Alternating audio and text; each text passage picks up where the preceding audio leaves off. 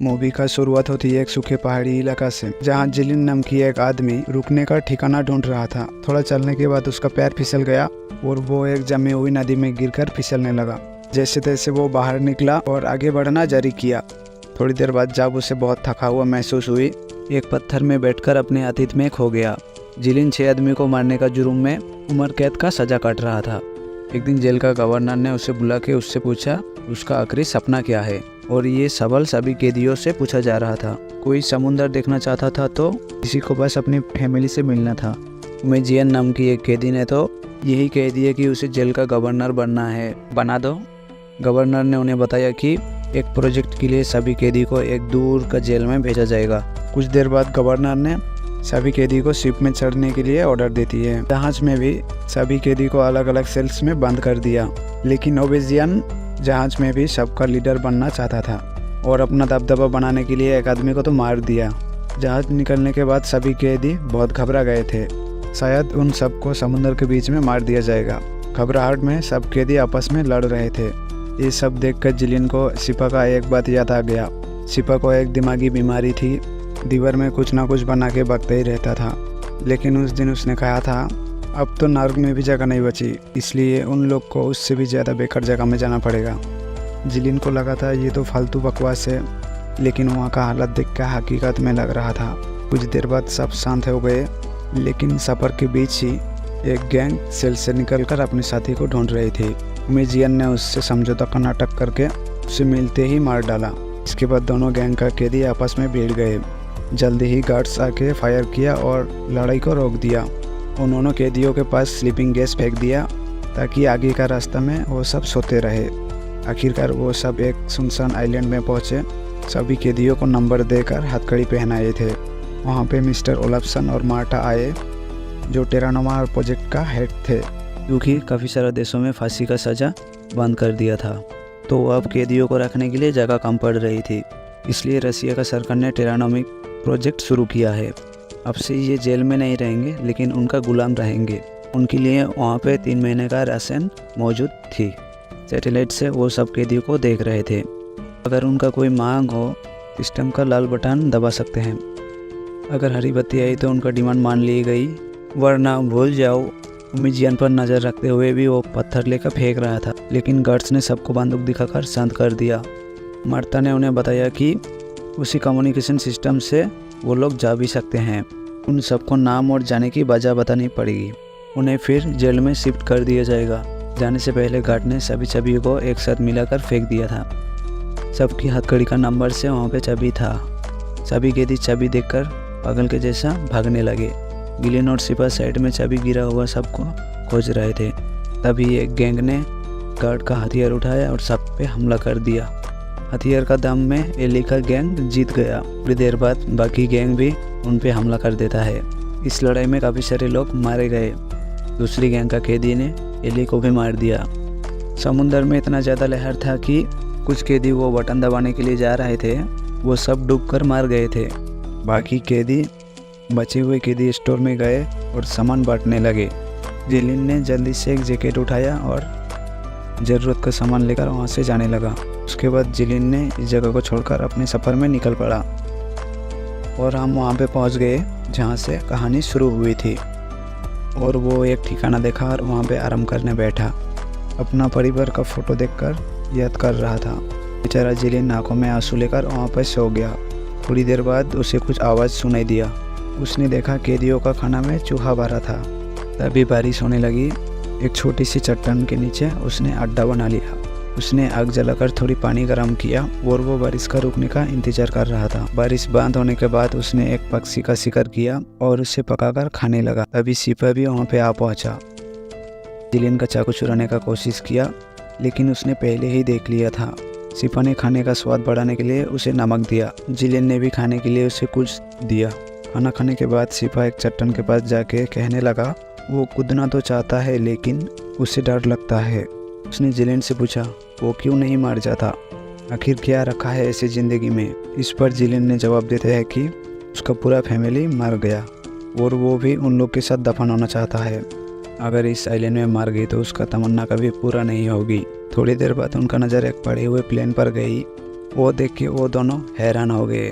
थोड़ा ढूंढने के बाद वो दोनों को प्लेन का पूरा हिस्सा ही मिल गया। उस प्लेन को देखकर जिलिन की मन में आशा जाग उठी। असल में जिलिन एक पायलट हुआ करता था।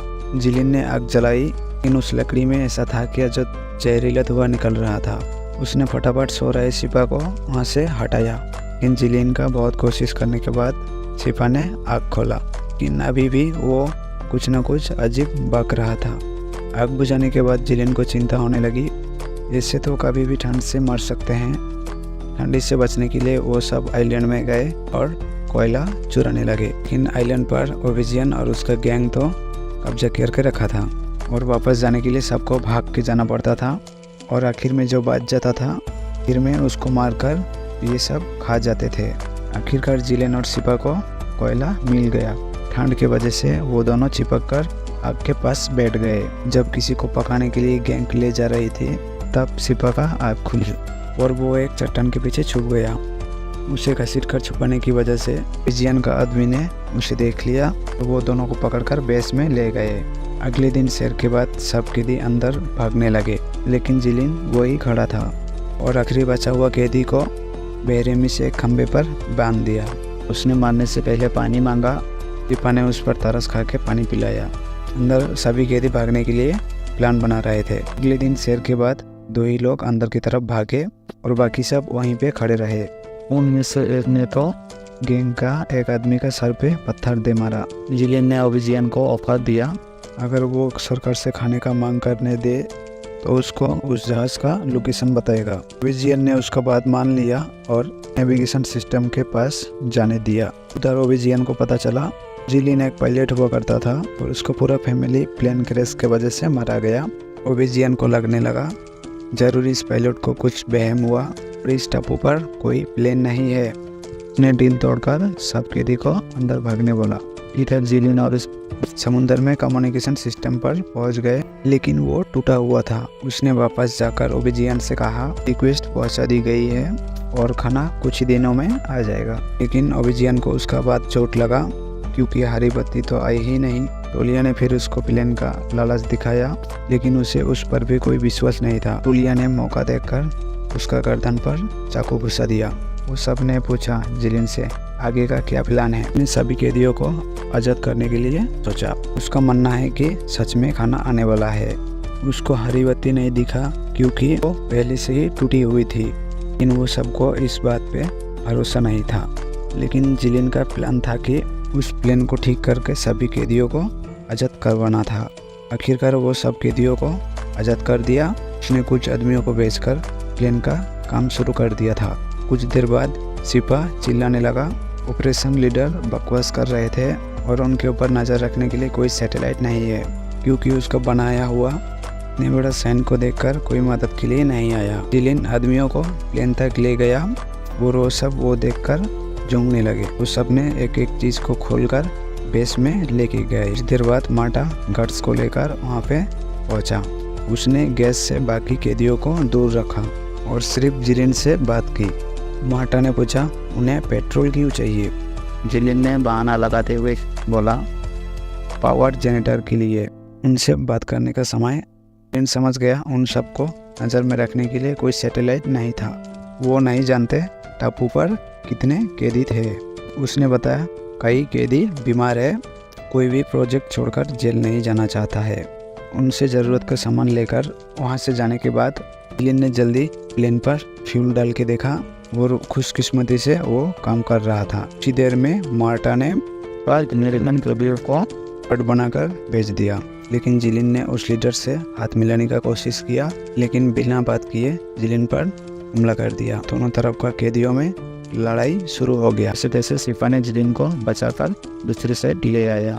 जिलिन का ग्रुप मिलकर अमेरिकन ग्रुप का लीडर को मार दिया और चारों तरफ आग लग गई थी। का हेड ने वो सब में नजर रखा था। उन्होंने कोड नेकेड आइलैंड घोषणा कर दिया। उन्होंने कई गार्ड भेजकर बाकी कैदियों को मारने के लिए भारी बमबारी शुरू कर दिया था। किसी तरह 4 कैदी बच गए। उन्होंने प्लेन को बाहर निकाला। मैंने उन सबसे अलविदा कहा और चट्टान से नीचे कूद गया और बाकी 3 जन प्लेन में थे।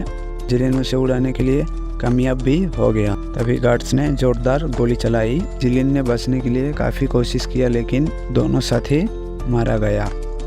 जिलिन अपना जान बचा के उस आइलैंड से निकल गया। और ये मूवी कैसे लगा कमेंट में ज़रूर बताइएगा।